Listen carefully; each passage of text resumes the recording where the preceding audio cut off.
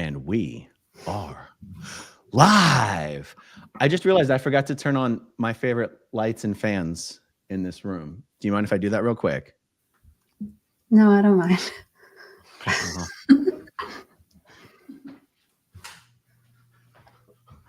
Can you tell I'm wearing sweatpants with my button down? Oh. Did I sneak out and sneak in? Okay. I actually wasn't paying close enough attention. Dang. I wish I was. This is going to be a fun little chat. And just for the viewers' benefit, I have my notes on this computer screen so it doesn't look like I'm just daydreaming if I try to write some notes down while Jen is talking so I can keep track of my thoughts. Okay, let's make sure I'm on Do Not Disturb on my devices. We're all set. Okay, so we're going to have a fun little chat about Scientology, relationships, getting married in the Sea Org, how Scientology conditioning for kids who grew up in Scientology affects relationships post-Scientology. I don't know, maybe for some for the positive, mostly for the negative, I would argue. And also, we were kicking around the idea of having this chat with me, you, Liz Gale, and Mike Brown, which honestly would still be a really fun conversation to have. Yeah, totally. But coordinating 4 schedules is a pain in the butt. And sometimes it works for me to be like, hey, do you want to do a chat in 45 minutes? Which is pretty much what we did today. So I'll tell you what, there's 10 different ways we could start this conversation. But one of the things that's really fun about you and I having this chat together is that in many ways, our experiences on this subject are very similar. Both practical, well, you literally born and raised in Scientology, me almost born and raised in Scientology.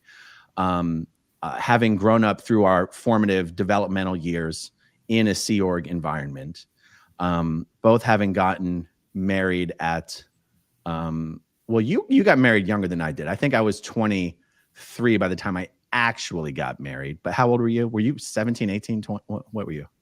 I was 18. 18, married in the Sea Org. I was 23, married in the Sea Org to someone I met in the Sea Org. You and Dallas met in the Sea Org, right? Well, of course, because you were born and raised in the Sea Org. Both of us getting out of 20-year marriages, 2 people we met in the Sea Org. And it's an interesting experience. I mean, the idea that a marriage could last for 20 years to someone you met in the Sea Org. And I don't know about you, but I feel like in any normal real world terms, me and Heather did not know each other by the time we got married. Like in real world terms, we'd known each other for weeks. I mean, even if it was months, you could still count it in weeks, you know? Right. Yeah. You don't know someone after weeks. Yeah, for sure. And arguably, like, even like in many ways, being in a cult, you don't know yourself. So whatever sort of values you have, they're the values of the group.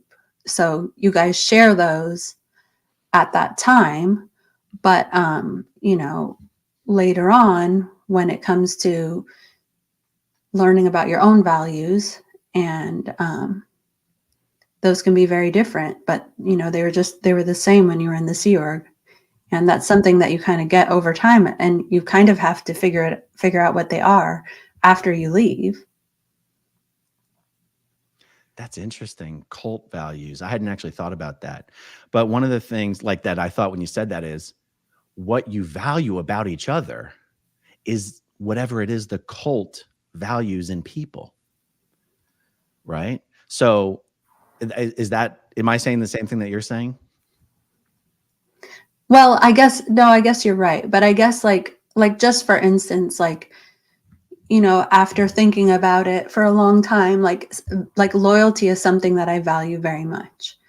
And I value sort of like standing up to somebody who's a bully. Well, and my ex-husband, he would, maybe his values are very much family oriented, and mine, I do care about family a lot, but if your family is bullying you, then I would be more likely to be like, oh, well, I'm not going to put up with that. And he would be like, well, we can't ever disconnect from them because they're family. And that's a huge value for him. But it's not for me, just by nature of the way that I grew up. I don't want that to be misconstrued like that my kids or something like that aren't the most important thing to me. But it's just a huge difference in values that constantly were clashing with each other, which is something that we wouldn't really have known about at the time. Like they have courses in Scientology, personal values and integrity, but really they just teach you about the values of the group. They never really have you think about what you value as a person and what you are able to, like, I guess I consider my values to be, if I don't live by these things, then I kind of can't live with myself. Or maybe I won't like myself. So they kind of don't really teach you about, or they don't make you think about those. I promise you, I was listening to every word that you said while I was playing with my microphone. Guys, I was distracted. The live chat is saying that Jenna's volume is much, much louder than mine. Can you guys in the live chat do me a favor?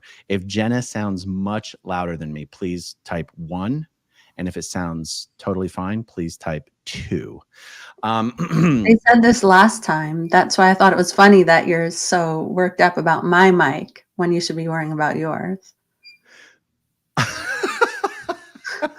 Our microphones may be fine. Our audio levels might be different. Or you just might have your volume jacked up really high to, mess with me here a little bit. If I do, and also, you made me do all those settings last time that I have no idea what they are. So it's literally your fault. Before we go live, I'm usually doing something to Jenna similar when you go to the eye doctor and it's like, tell me which one's better, A or B? A or B? I think it's the same. A or B? Okay, now get close to the mic. Say, Mary had a little lamb. Do it again. Pretty much. All right. Well, a lot of people are saying that you're louder. So I'm just going to talk louder. No, I don't know. We're not going to worry about it. So, when you mentioned the thing about loyalty, let's say you're getting bullied by family members, whereas your ex-husband might have more valued maintaining the family connection and excusing the bullying. And you used the word disconnection, but you just meant like you're not going to necessarily put up with having to be around someone who you feel is bullying you just because they are a family member, right? You're like, I'm only going to have people around me that I feel are, make me happy. And I'm not going to, that's kind of, I'm understanding what you're saying, right? Right. Like, I don't mean I'm going to like disconnect Scientology wise, although on some level it is like, I'm not going to go to that party if I'm not going to be treated well. And if you keep going, then you're enabling that situation. Right. I'm just going to keep my microphone closer to me than I normally would, just to for the heck of it. One thing that was kicking around in my head when we were talking about having this conversation about how Scientology affects relationships or how we approach relationships or what we put up with in relationships is, for me, there's this thing in Scientology where, and what I'm going to say is anecdotal from my experience, because I feel like other people could very easily have had different experiences than this. There's an aspect of my experience on staff and in the Sea Org and in Scientology in general, where it's almost no one ever gets rid of anything. No one ever gets rid of anything or anyone. Now, as soon as I hear that, I can think of all the contradictions to this. Like, what are you talking about? Scientology declares people and kicks them out and enforces disconnection. But what I'm thinking when I say that is, when we were in the Sea Org, there's such a scarcity of Sea Org members that, with a few exceptions, no matter how bad a Sea Org member is, or if that Sea Org member is one of your juniors, you are trained to believe that your job is to do whatever is possible to fix them. You're not allowed to go down to the HR manager and say, get rid of this person. You don't, only the HR manager can decide whether to get rid of people. You can't be like, this person's unfixable, this situation's unfixable, get them out of here, transfer them somewhere else, send them somewhere else. Your job as an executive, the only thing you're allowed to do is use whatever tools you can come up with to make that person the best version of whatever you have to work with, right? Right. And I feel like, not just in relationships, but in many aspects of my life, that has put me in a place where it's almost like the only thing I can ever envision, the only thing that ever seems possible to me, no matter how bad a situation is, and in this case, we're talking about relationships, no matter how bad a relationship is, the only thing I can envision is how to try and make it the best possible version of the bad thing that it is. Mm-hmm. And it doesn't really enter into my mind that the best thing might be to get rid of it altogether or to end it. Right. And it's funny because like, I feel like that's a lesson I uniquely personally have taken. And that doesn't necessarily mean that's the lesson anyone else has taken. But when I was thinking about this recently, I was thinking about all the time I spent in the Sea Org with juniors who very much did not want to be there.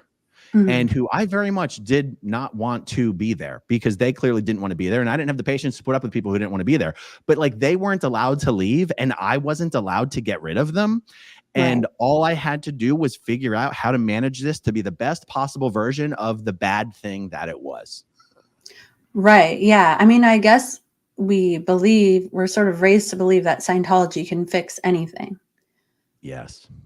And so, or that it has a solution or a technology for anything. And that includes, people you're working with and any relationship of any kind.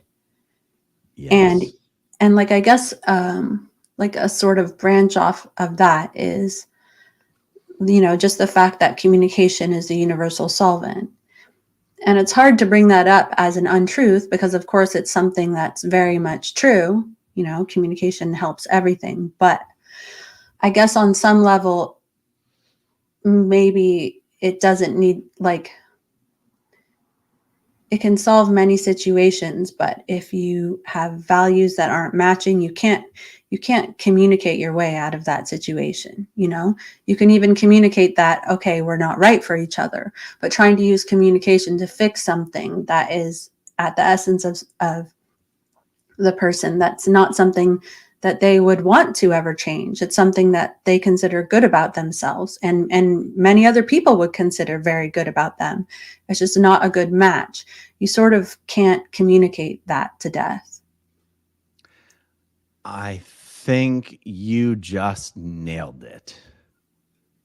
And it's funny because this concept that Scientology really pushes, communication is the universal solvent, is also kind of directly contradicted by Scientology insisting on declaring people and expelling them and forcing everyone to disconnect, and Scientologists running away from the protesters and refusing. Like, there's so many ways in which Scientology contradicts what is supposed to be one of its most fundamental principles.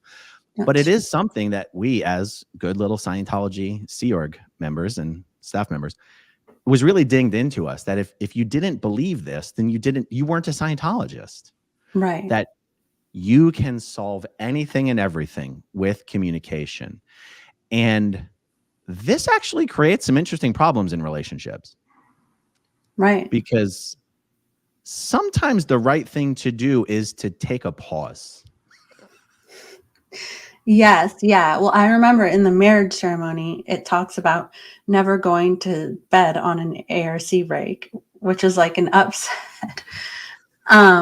And I think that's the only thing I remember about the whole thing and that whole ceremony. I don't remember. Is that because you loved it or you hated it? I thought it was really important and true. And I still don't know. Like, I still believe that, but there has been many times when that it has been proven that it is better just to take a break. And it's really even hard for me to say that because I still am like, but can that really be true? So, but that's something that's like, it is good to take a break if you're like too heated or if you're both being like irrational. But that's just, it's hard not to believe that anything can be solved through communication. Yes. I can understand how some people would struggle with that. I mean, I'm never irrational in conversation, so it's hard to understand, but I've come to understand how that can happen. I'll tell you, it's really, really funny. So when Heather and I got married in the Sea Org, she very, very much took that never go to bed on an upset seriously. And it's a very romantic idea, and any good relationship counselor might tell you that. But I'll tell you what would happen with us when we were still in the Sea Org is she would only bring that up like when we were about to go to bed. And I'm thinking to myself, if this principle was so important to you, maybe you should have brought it up an hour ago instead of when we're actually trying to fall asleep. Because this was a perfect example where communication is supposed to be the universal solvent, and never going to bed on an upset is one of these cute little things that they say in the Scientology marriage ceremony. And it was important to her, and she would want to, I guess I'm going to say force the communication, not in like an actual forceful way, but be like, this is very important in order for us to show that we love each other. We have to not go to bed until this is resolved. And I'm thinking, yeah, the likelihood of this getting resolved is decreasing proportionally to the amount of time that's being taken away from the sleep I'm going to get tonight. I don't know. I'm with Heather on this one. I mean, when I know. When the F else were you guys going to talk about it? During post time? How about not 5 minutes after we actually lay down to go to bed? But it's funny because I see myself, I can think of so many examples where I come down on both sides of this argument of whether it's the right thing to do to keep talking or the right thing to do to stop talking. I can think of all the examples which I come down on different sides of this argument. So there's plenty of times when when I get upset, it's very hard for me to get unupset. Like when I get upset, it's like a snowball rolling down a hill. Like it only gets worse. And it's like, because I'm a talker, and I'll repeat myself, and I'll go in circles. And the more I hear myself make my argument, the more convinced I am of the rightness of what I'm saying. And then I get more indignant and righteous, and it doesn't get better. And that's an example where it's like, you know what? I think there's two important things that I should say to myself. There is one, this isn't getting better. Just take a time out. Go to the gym, come back in a couple hours and ask yourself, is this really as big of a deal as it feels like it is right now? And then there's another question of, is this argument more important than the relationship itself? Like at some point, who cares whether you're right or wrong? Who cares who was right or wrong here? Like, is anything being discussed right now more important than just the relationship itself?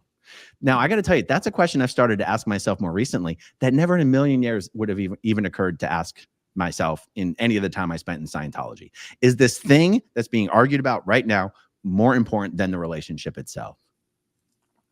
Yeah. Because in some respects, Scientology just doesn't value relationships. Right. That's very, very true. And yeah, you did mention this earlier. It's like on one level, they expect you to stay together no matter what, because if you tell all of your overts or whatever else, you would never want to leave. But on the other hand, if you are leaving or whatever, they're just like, or if you change positions, they like are happy to just tell you to divorce your spouse at any minute. Yes. Yeah. Now that brings up an amazing tangent, and I don't know if you want to go off on a tangent, but this idea of Scientology marriage counseling, where they do say that if you, Scientology has a word, the word is blow, and blow means to leave something, especially without permission or without authorization or in an upset way. And they say if you blow from anything, whether it's a course or a team or an organization or a marriage, it's because you've done destructive things that you don't want people to know about. And because you're natively good as a spiritual being, you're trying to protect the people you've hurt. You're trying to protect them from further harmful acts by leaving so that you can't hurt them anymore. And the theory here is that if you just divulge all of the bad things you've done, you will feel the burden of having to protect these people from yourself will be lifted, and you won't feel the urge to leave. And so Scientology marriage counseling is having both people sit down at the same time with the Scientology auditor and to divulge with your partner in the room all of the bad things you've done to your partner or behind their back. Now, Jenna, I have always thought that that would be the most abusive thing you could do to a partner, would be to sit there and make them listen to everything their partner had done to them.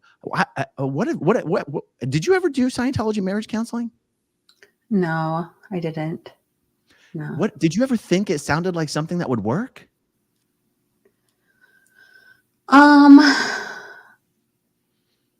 I think it's funny because I can see how you would think that that would sound abusive, but it would. But I guess on some level, I would like value the truth a little bit more. I think maybe not in that Scientology scenario, but I do think that like maybe honesty would bring you closer.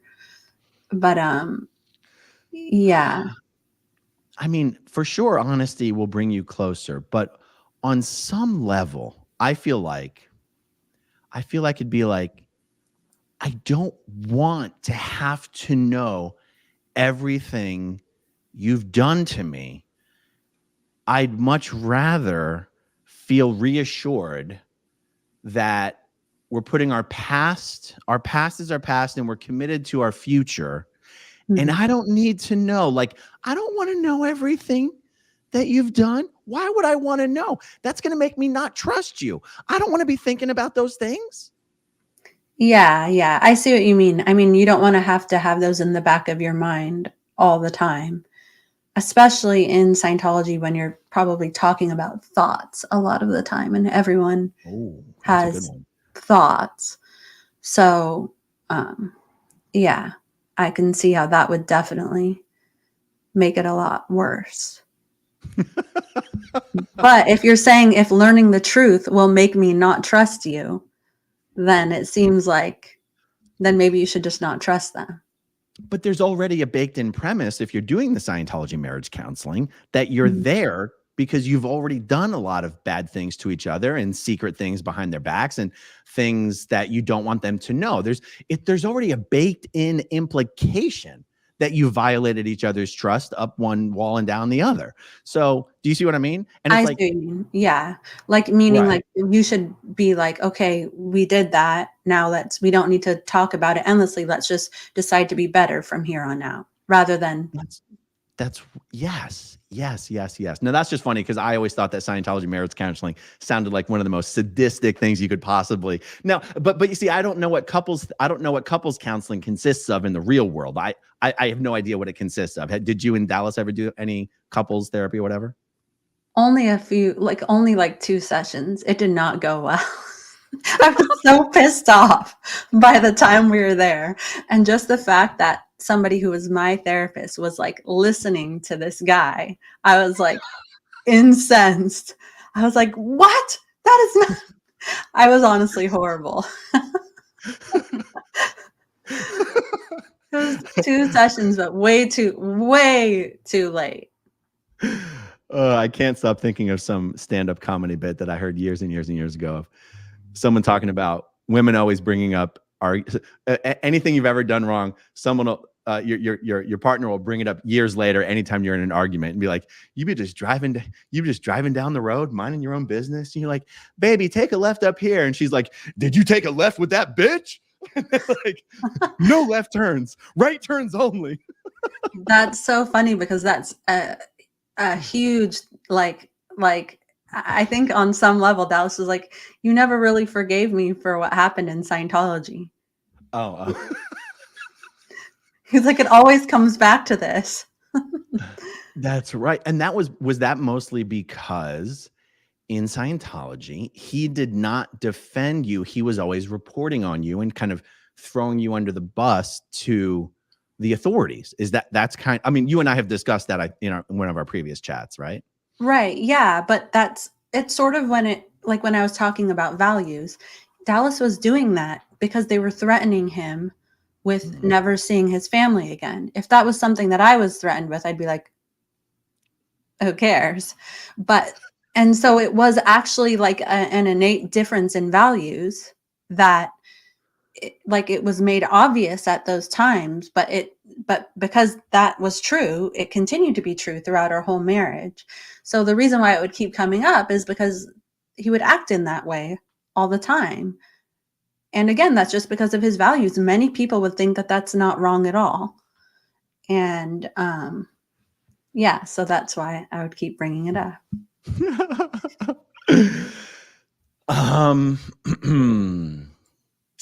I want to go back for a moment to this idea of how I felt that Scientology instilled in me the idea that the best thing you could aspire to is to simply make whatever you have the best version of whatever it can be.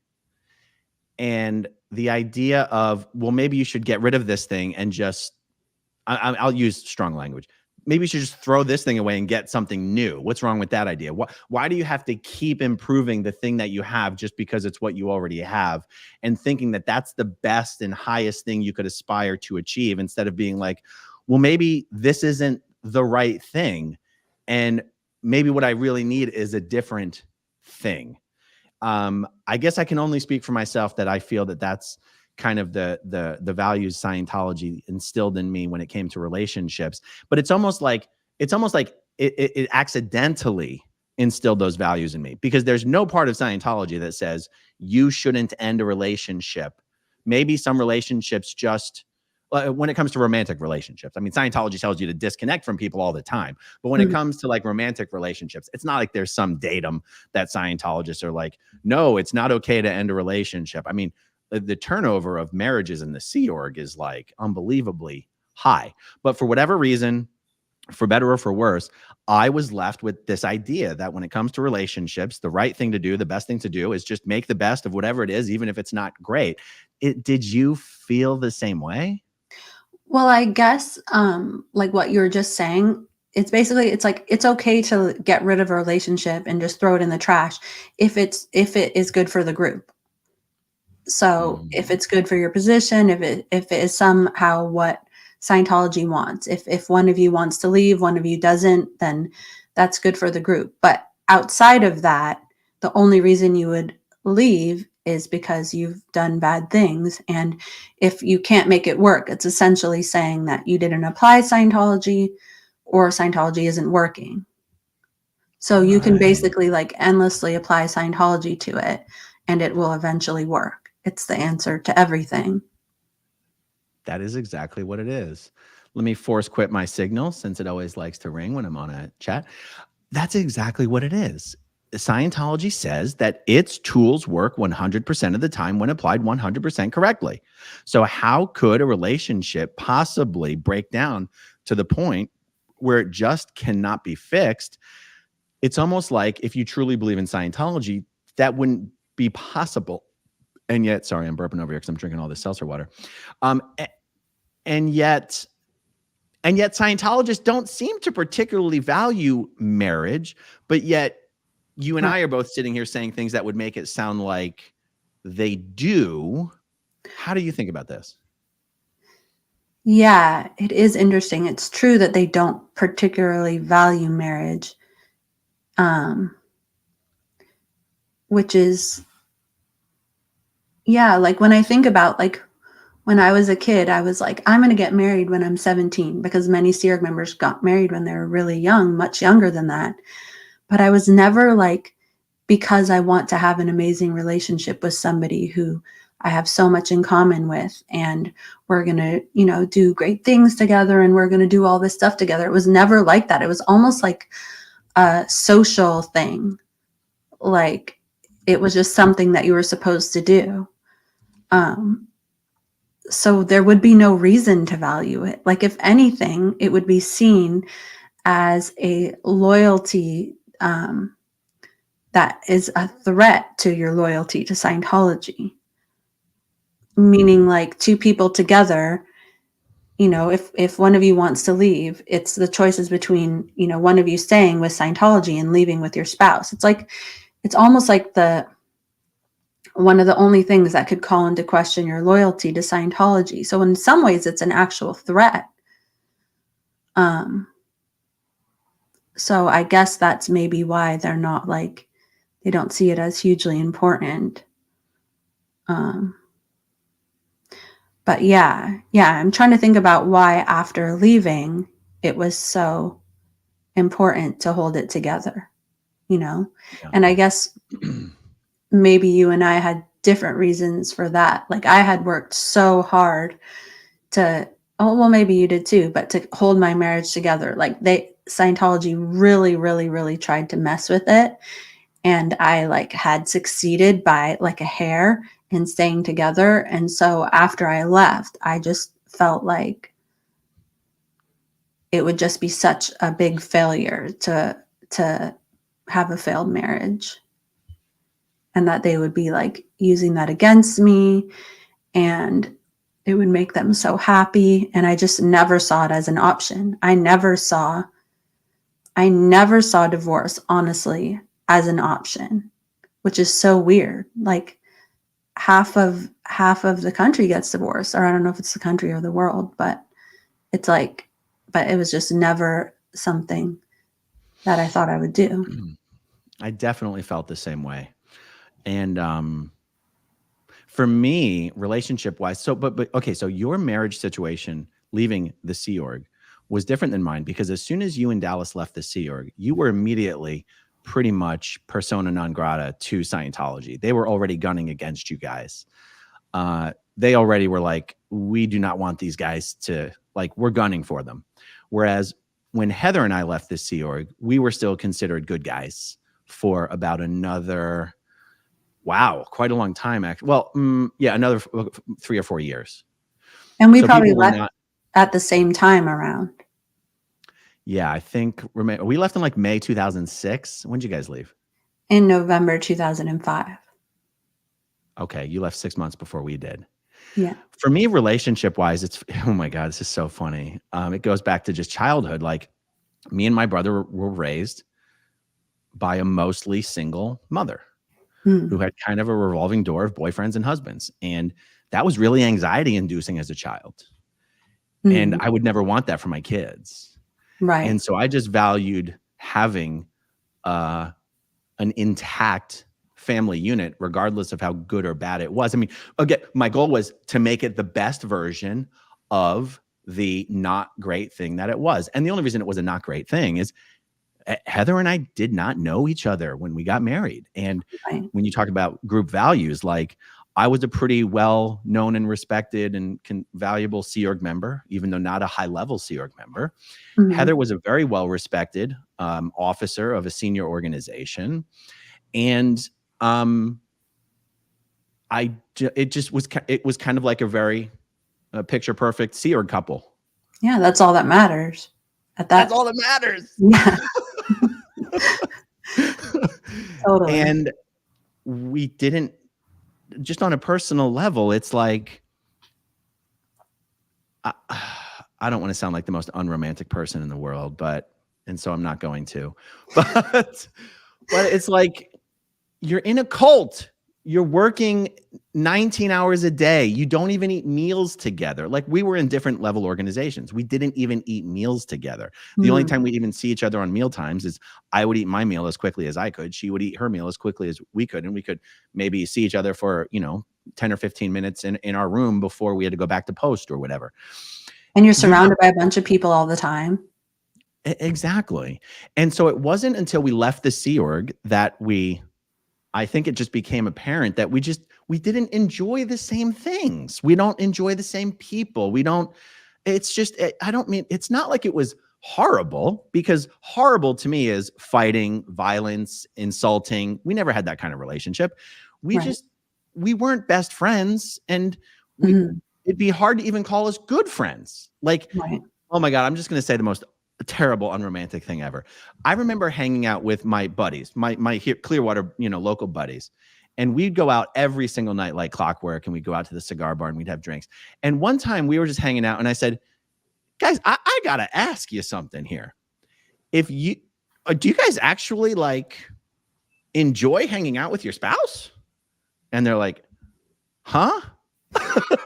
I mean, if you ever had to choose between spending time with your friends or spending time with your spouse, is there any scenario in which you would rather spend times with your spouse? And they're like, yes. I'm like, really? Like, Yeah, yeah. almost like it was a foreign concept to me, because I just valued us being able to spend as much time with our kids as possible for as long as possible. We just love our kids to death, and our kids love us to death. And it's Yeah. not like we're just we never had a relationship we were just fighting all the time. I mean, sure, especially when we were going through she was losing her family. Believe me, there was a couple of really rough years, and yeah, there was some shouting matches in front of the kids for sure, but nothing compared to what I grew up witnessing with my mother. And so there was a part of me that was like, the best we can aspire to do is to make this the best version of the not great thing that it is for as long as humanly possible. That's what caused me to feel like divorce was not an option. What do you think drove you feeling like divorce wasn't an option? I think that I was like, did not want to have my kids experience in any way what I experienced. So like me not being around, or them just sort of like, I felt alone a lot when I was a kid, like because I was often in another state than my parents. So I didn't feel alone without friends, but I was like, I kind of just like felt like I was on my own. Like I was like, is anyone really thinking about me or wondering where I am? And and also like there wasn't really anybody there to advocate for me. So if I didn't want to do something, just sort of no one had my back. And so I wanted very, very much to have that for my kids. Like I wanted them to feel like cozy and warm, and like not like they had to work all night. But I overdid it by so much. Like I really like overworked myself, and I probably like tortured Dallas because I was like doing so much work, and I was like, why aren't you helping me? And he was like I would literally like wake up in the morning and I would like put their blanket in the dryer, and then I would carry them from their beds and put them on the couch, and then I would make them 2 separate meals, and then I would like put a cartoon in their lunchbox, and then I would volunteer at the school. God, I sound like a psycho.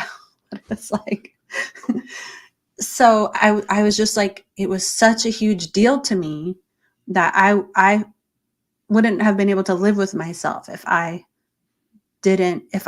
made them ever feel kind of how I felt, which sounds, yeah, it just was like, it was like I could take that, but I didn't want them to ever feel that way. And so just the idea of going through divorce, or like parents not living together, or anything that was like other than a perfect, cozy home, was like, it just seemed like the worst thing I could do. It was literally the most important thing to me in the world. And so that would have been just like such a failure and such a betrayal to them and myself. It was just such a huge deal. Like even now when I talk about it, I realize that it was like a coping mechanism, because no matter what, it was never going to happen to them what happened to me. But I just took it so seriously for so long.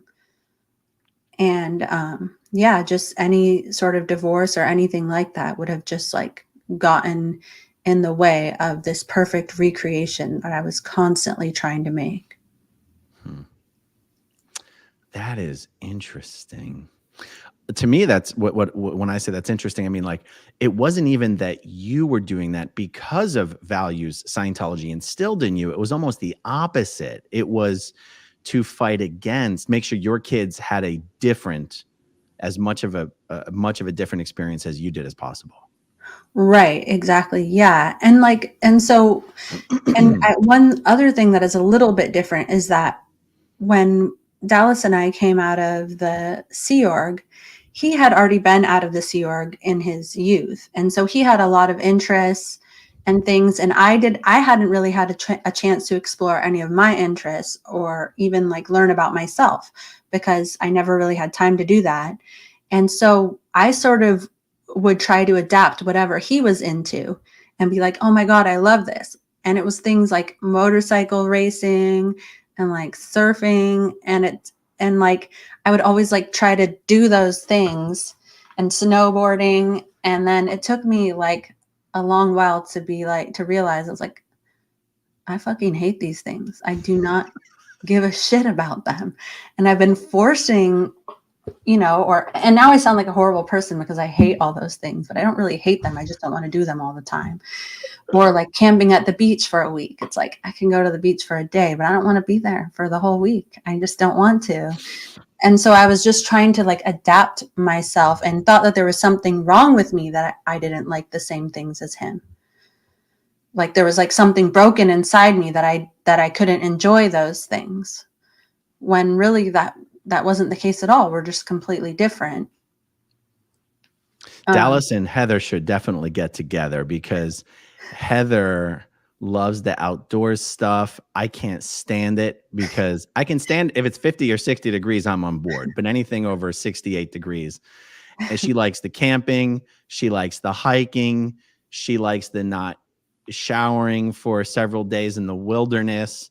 And I'm like, I mean, I don't care what kind of air mattress or sleeping bag or tent there is. I'm like, I have a bed at home and air conditioning and an oven and a stove, and I don't have to cook my food on a fire. Like, I guess, does that make me high maintenance? What is that? Does that just make me a sissy? I don't know.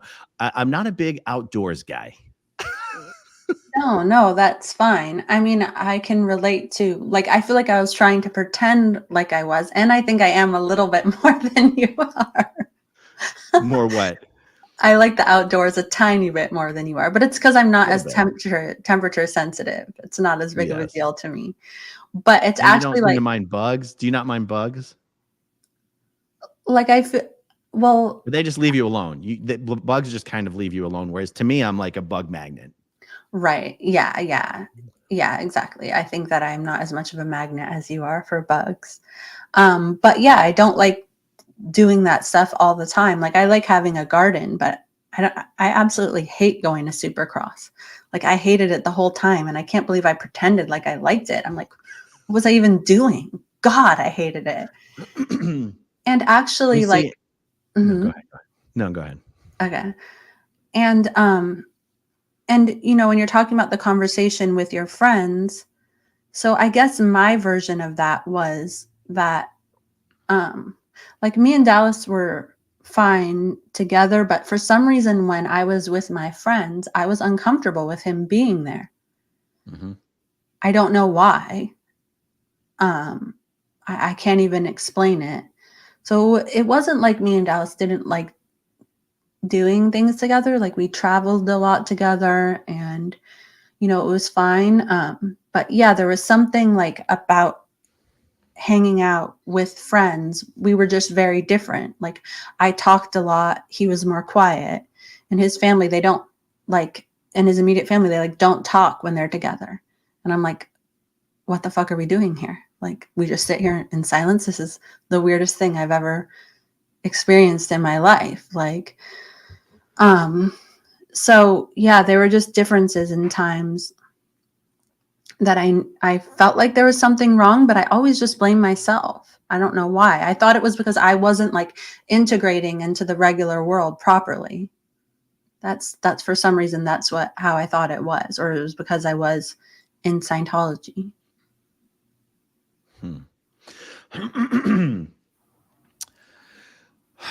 Let's jump forward a little bit, because I know we're, for the purposes of this conversation, we're kind of trying to wrap it up here soon. But we can have 20 of these conversations, because I think these are the conversations, honestly, I've never heard anybody have. I've never heard Scientologists talk about the relationship side of it. And it's really fun. It's fun to explore it. And I think it's helpful to make other people realize we're all pretty screwed up from what we went through.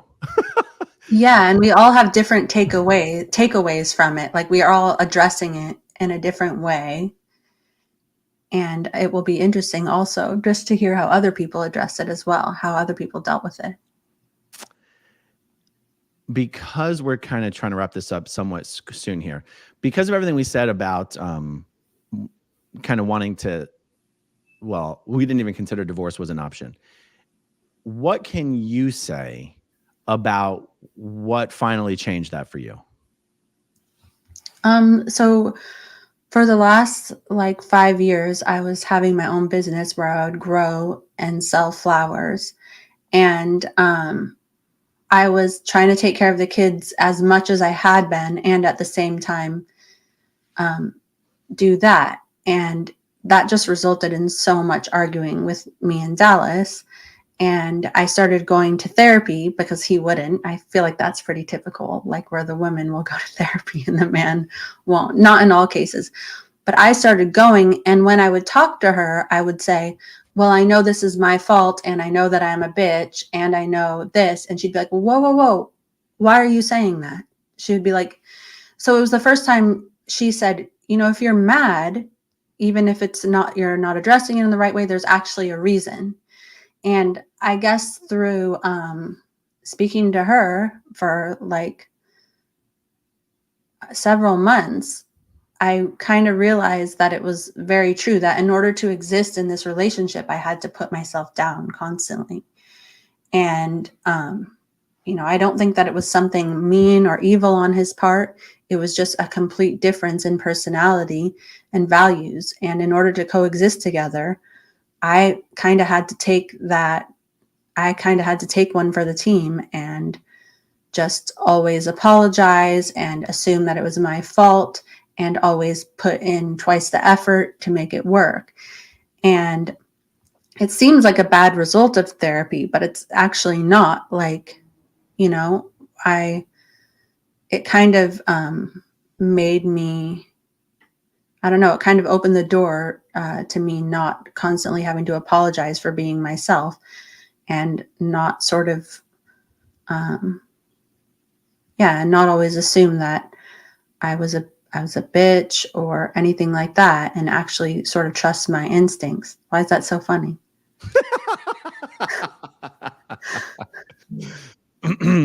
So it was therapy. Therapy is the answer. Yeah. Yeah. Wow. Because now that you mentioned that, if I had gone the therapy route, I probably would have gotten divorced years earlier. I mean, some of the evidence for that is when I did finally have my first therapy session, it was like, it was probably June of last year after some crazy stuff had happened. And I didn't know what to expect. And I have described this session in ways that some people might have thought I was describing it derogatorily. I said, look, I spent $350 to be told for an hour that it really is okay to get a divorce. But when I describe it that way, I'm not describing it derogatorily. That really was what I needed to hear.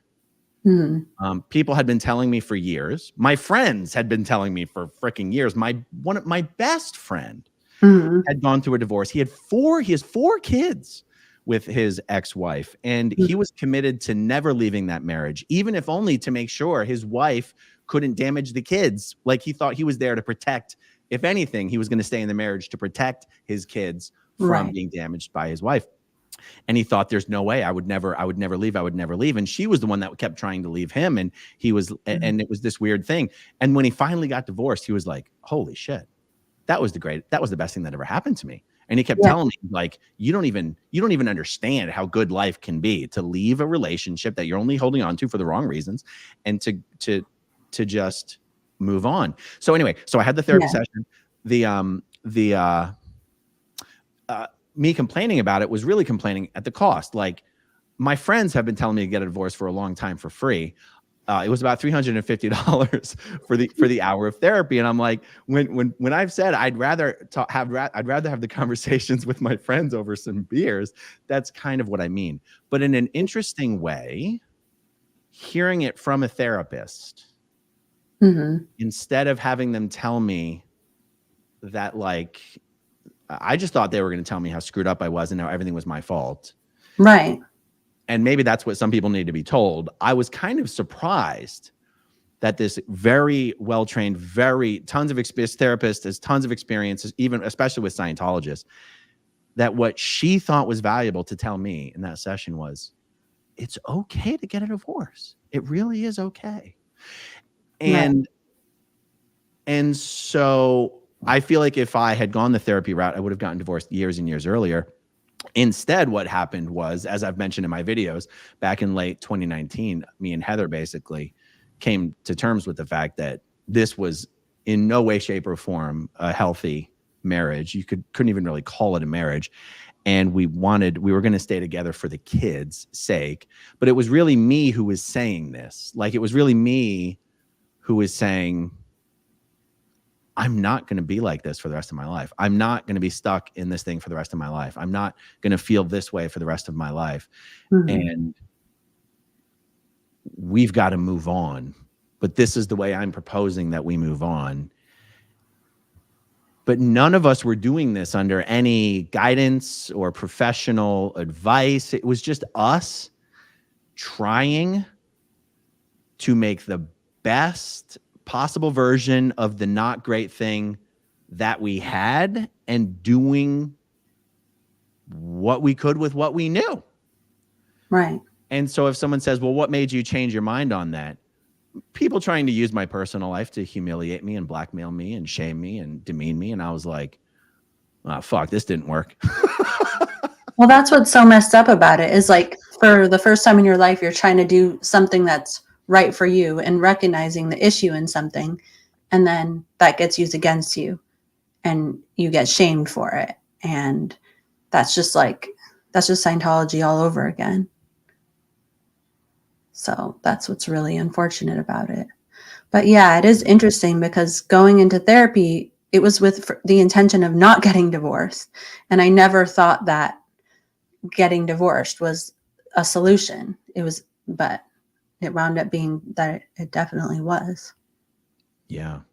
Now it's funny. I'm not someone who looks on the past and feels a regret. Like, regret is an emotion I don't particularly feel. I tend to go, anything that's ever happened to us is something we've learned lessons from. So even though it may have been better for me and my wife and our kids for us to have gotten divorced years ago, one of the things that made it easier for me to go, okay, now's the time to get a divorce, is that my kids are older. Right. My kids are 17, 15, and 13, and they're very mature for 17, 15, and 13. And I don't feel that I feel they're at an age where I don't have to feel so bad about the family unit not being what it was in their earlier and most formative years. Was that something you worried about?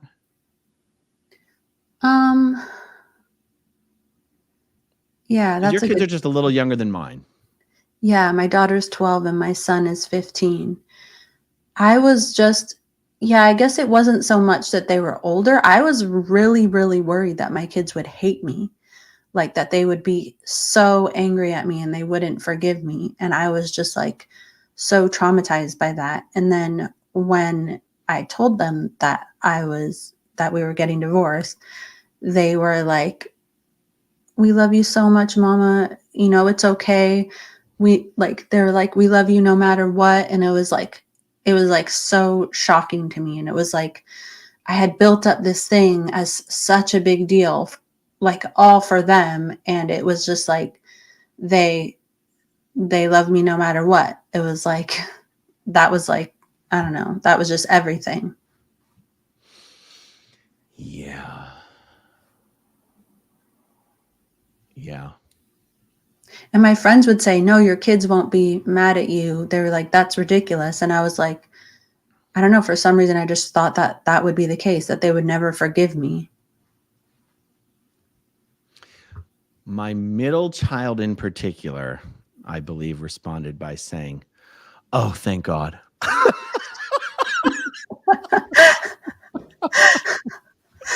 Oh, that's amazing. It was actually nice because so many people had stories like that. They were like, it was really nice how actually people came forward and were like, my parents tried to stay together when they finally got divorced. I was so happy.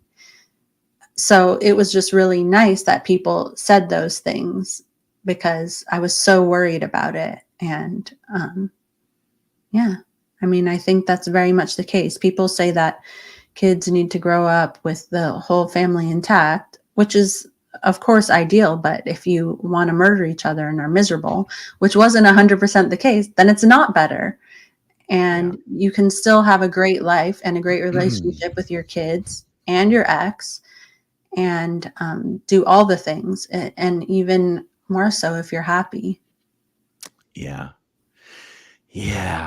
Towards the end there, what started to dawn on me is like, I started to wonder, do my kids even know who I am not in a bad mood? You know, there was just something about me being like, have my kids ever even known me to not be in a bad mood? Because there was something about like the relationship where it's like, we just got to a point where we weren't even necessarily comfortable in each other's presence, to the point that we would take separate cars everywhere because I just couldn't stand the awkward silence, and I wasn't interested in pretending to have interesting banter. I'd be like, yeah, I'm driving by myself. I can't take it. Yeah, totally. Or I'd be around the house, and if I would wake up and she was still in the house, I'd be like, oh my God, when is she?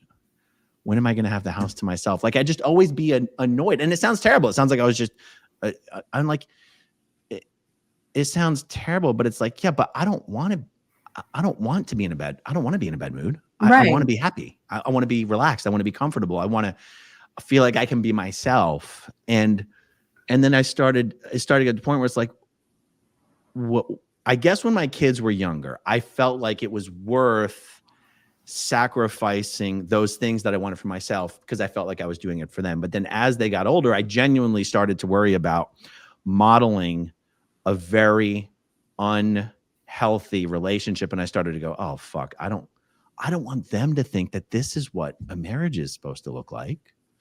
Totally. Yes. Yeah. And I can totally relate to that, especially like during COVID when you're all in the house together. And it's like, it's okay when he was at work all the time, but this is bringing it to a new level. And then you just lash out or whatever. And then you feel like a jerk. And then you're sick of feeling like a jerk. And it's just like a spiral that. Yeah. I think it's worth saying, to be fair, that I'm not sure Heather felt the same way. Like, I'm not sure if Heather woke up, she was like, oh, fuck, is he still in the house? Like, it was probably more of a one-way street. Yeah. I think that's true with me too. He would be like, you don't even say good morning. And I was like, I couldn't. And that's like on me. Like, that's, yeah. Right. And that's when I started to wonder, do my kids even know what I'm like when I'm in a good mood? And of course they do. It's almost like I look back and it's easier for me to focus on the ways in which I worry about having harmed my kids through modeling a bad relationship than remembering all the thousands and thousands of ways in which I've been a really great dad to them. Like, my kids know how much they're loved. They absolutely do. But I really do. For a couple of years at the end, there was like, oh no, are we making a huge mistake? But there was that part. But if we get a divorce, Scientology will have won. That was a big part of it. Huge part of it. Yeah, absolutely. I imagine that was even a bigger part of it for you, because how much they, well, even on your way out of the Sea Org, they were trying to break you guys up. They didn't really do that to me and Heather. Yeah. They were trying, and they were even trying when after we left, they were trying to, like, through Dallas's parents, get Dallas and his family back in. And they were sort of blaming me for being the one that, that caused the whole problem with us leaving. And then, previous to us even leaving, when me and Dallas were trying to get married, they tried to separate us. So it was like this huge thing. I had done so much to stay together, and they just, I felt like it was just like, would have been the ultimate win for them if we got divorced, and they would have just like relished in that. Yeah. All right. Well, I'll tell you what. Clearwater George and Kai are going to come over, and we're going to try to record something here in SPTV Studios for the first time. And we were going to try to wrap this up 10 minutes ago. So I don't know that we can actually go through all the the comments in the super chats, guys. I'm sorry. You know, I always try to do that. And honestly, let's be real. A lot of these questions are gonna take this down a very emotional route that I'd rather not go down right now. So thank you guys all for joining us. I think we could probably do 10 of these chats, honestly. And we could do chats. We could do like a panel chats about this stuff. We could do chats with Nora and Liz and Laura and Serge and everyone I'm forgetting. But yeah, if you guys would like to see more chats about relationships, Scientology baggage in relationships. Oh, we were going to tell the story. We'll do it next time about well, how we respectively ended up getting married the way that we did in the Sea Org and how that works and everything. If you guys want to see more relationship chats, put a 1 down below or in the live chat. How about we wrap it up right there? Now I feel bad because Barb's been in the back office starring comments the whole time. Thank you, Barb, for doing that. You are the best. Anything else? Anything else we should say? Nope. I'm excited to hear other people's stories too. Me and Serge were talking about it yesterday, so that will be interesting to see how other people dealt with this as well. Awesome. Thank you for hanging out with us, guys. Thank you. Hit that like button, hit that subscribe button. Thank you to everyone who watches until the very end, and we'll talk to you soon. Okay, if you want to see my rock and roll songs, click right on this guitar. And if you want to see a different one of my videos,